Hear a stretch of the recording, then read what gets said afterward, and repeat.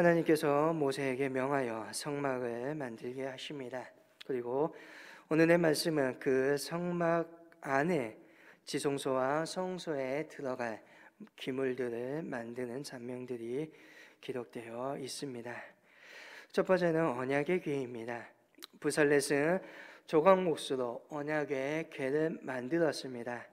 언약의 궤, 증거의 궤, 하나님의 궤라고 불리웁니다. 법궤의 재료로 쓰인 조각목은 그리스도의 인성을, 그 위에 씌운 정금은 그리스도의 신성을 상징합니다. 곧 이는 하나님께서 임재하시며 동시에 속육신함으로 이를 믿는 사람들을 하나님께서 함께하여 주시는 그리스도를 의미하는 것이 법궤라 할 수 있습니다.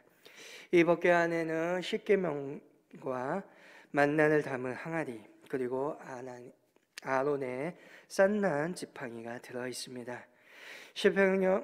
십계명 돌파, 하나님께서 주시는 말씀이요, 만나는 하늘에서 내려오신 산떡인 예수님을, 싼난 지팡이, 죽은 생명의 부활을 상징하는 것입니다. 하나님께서 증거의 궤에 언약의 증거판을 보관하시고, 또한 하나님께서 친히 그 언약 가운데 영원히 이스라엘 백성과 또한 믿는 이들과 함께하여 주시는 것을 보여주시는 것입니다. 이 법궤의 뚜껑을 속죄소 또는 시온소라고 합니다. 6절부터 9절에 보면 이 속죄소를 만드는 장면이 나옵니다. 속죄소는 순금으로 만들었습니다. 선막의 널판, 법궤, 진설병상, 분향당 등은 조각목수로 만든 후 그 위에 금을 입힙니다.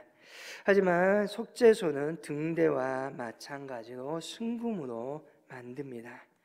이 속죄소는 율법과 은혜가 만나는 장소입니다. 하나님께서 이 속죄소에서 대사장 아론을 만나 그의 속죄를 위해 핏부림을 통하여 죄를 사하여 주십니다. 하나님의 법에 의하여 정죄되었던 사람이 이 속죄소에서 은혜를 입어 제사함을 받습니다. 하나님의 은혜를 입습니다. 그래서 시은소라라고 은혜를 받는 자리라고 말하기도 합니다. 이 속죄소는 예수님의 대속하심과 구원을 의미합니다. 하나님의 사랑과 그 언약이 예수님을 통하여서 구체화된 것입니다. 그리고 하나님께서는 우리의 모든 삶을 주관하시고 근심과 걱정의 삶이 아니라 하나님의 나라와 의를 구할 수 있는 은혜를 오늘 허락하여 주신다는 것입니다.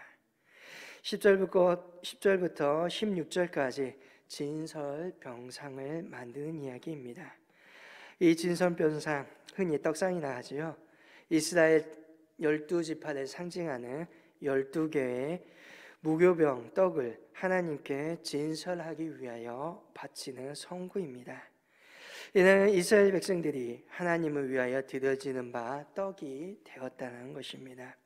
하나님께서는 헌신하는 이들에게 자기의 백성으로 삼으시고 그 영원한 언약 가운데 그들과 함께하여 주신다는 것입니다. 영원한 언약 가운데서 그들에게 생명의 은혜를 베풀어 주시는 복을 허락하여 주시는 것입니다. 17절부터 24절까지 등장대를 만듭니다. 이 등장대도 순금으로 만들었습니다. 그래서 쳐서 만들었습니다. 등장대 전부를 순금, 정금으로 쳐서 만들었다고 되어 있습니다. 쳐서 만들었다. 순금을 재련하기 위해서 각고의 노력이 필요했다는 것입니다.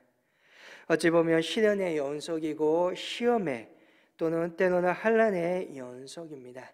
그러나 쳐서 수고한 만큼 순금의 작품이 나왔으며, 또한 어찌 보면 우리의 삶 역시 이렇게 연단받음을 뜻하기도 합니다.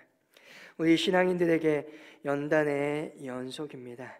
순금으로 나오기까지 쳐서 다듬어지는 과정이 계속될 것입니다. 이러한 연단과 시련 앞에 낙심해서는 아니 됩니다. 왜냐하면 하나님의 뜻이 있기 때문입니다. 우리는 소망 가운데 거해야 합니다.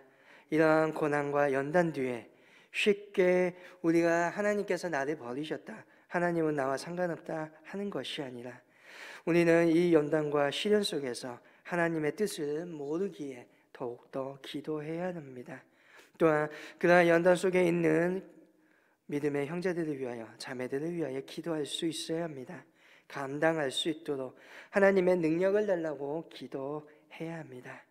이 고난과 시련이라는 연단을 지난 후에는 정금과 같이, 순금과 같이 완성되어 나타나는 등장대의 모습으로 우리가 하나님 앞에 서게 될 것입니다. 마지막으로 분향단 이야기가 29절까지 기록되어 있습니다. 분향단에서는 제사장이 향을 피우는 곳입니다. 이것은 다시 말하면 우리의 기도를 의미하지요. 가로 세로가 모두 다 똑같아 네모 반듯합니다. 이것은 정직히 기도한다는 것을 의미합니다. 우리가 기도에 응답받기 위하여 기도할 때에 나의 기도하는 모습과 또한 나의 생활이 같아야 함을 의미합니다. 기도는 참으로 열심히 잘하는데 나의 생활이 엉터리가 나면 아니 된다는 거죠. 기도하는 사람은 삶도 성실해야 합니다. 기도하는 사람은 하나님께 특별한 시간을 정해놓고 기도할 수 있어야 합니다. 동시에 나의 생활 가운데 무시로 성령님 안에서 기도하는 삶이 되어야 한다는 것입니다.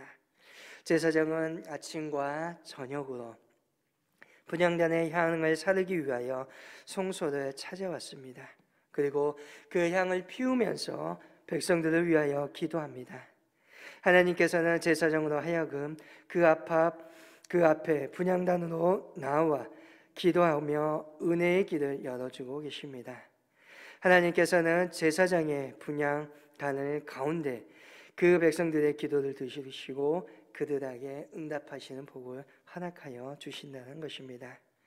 사도 베드로는 우리를 향하여서 왕 같은 제사장이라고 말합니다.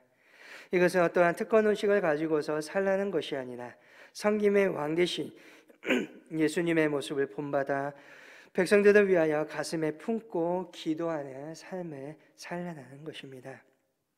모세가 이스라엘 백성들을 위하여서 기도하였듯이 오늘 우리 역시 나만을 위한 기도가 아니라 우리 모두를 위한 기도하는 마음을 가져야 한다는 것입니다. 그리스도인으로서 그 마음을 품고 기도하는 삶을 살아갈 수 있어야 합니다.